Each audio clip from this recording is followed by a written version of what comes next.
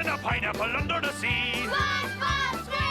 In 2003, THQ made SpongeBob SquarePants Battle for Bikini Bottom, a game which has since become a cult classic and a speedrunner's dream. Rehydrated is a full remake of that game. When I say full remake, I don't mean they ported the old game so it would work on a new console. I mean the entire game has been rebuilt from the seabed up to look and play like a modern platformer. The visuals have been reworked with completely remade assets, and they remastered the soundtrack so you can jam out while experiencing all the ridiculousness of Bikini Bottom in stunning 4K definition. I wanna play!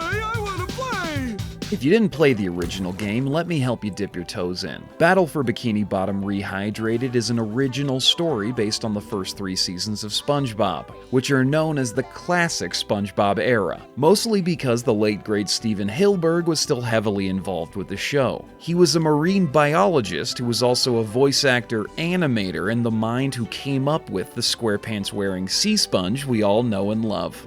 My name's SpongeBob. In the game, you get to play as your favorite characters from the show during the glory days of SpongeBob.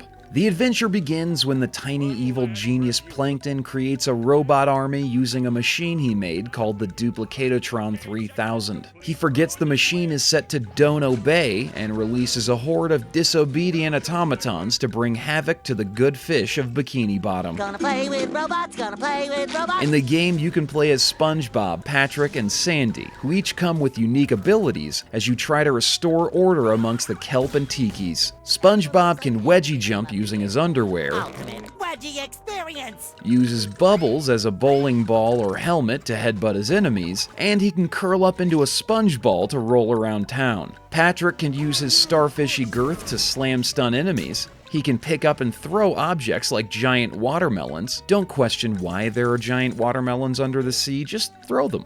Finally, Sandy brings her typical aquatic delving country squirrel routine to full effect by lassoing bad guys, gliding across distances, and swinging from the inevitable hooks that reside in any platformer worth its weight in seawater. No time to drop to the deck and flop like a fish, we have things to find. Battle for Bikini Bottom is at its core a collection platformer. Hidden areas, trampolines, buttons, and sneaky pressure pads dot the levels while you run, glide, and slide your way across the ocean landscape, collecting shiny objects in order to pay tolls to clamshells or to buy golden spatulas, which are required to flip you into new levels of the game. Also, Patrick lost his socks around town and will trade a spatula for every 10 of the stinky treasures you return to him.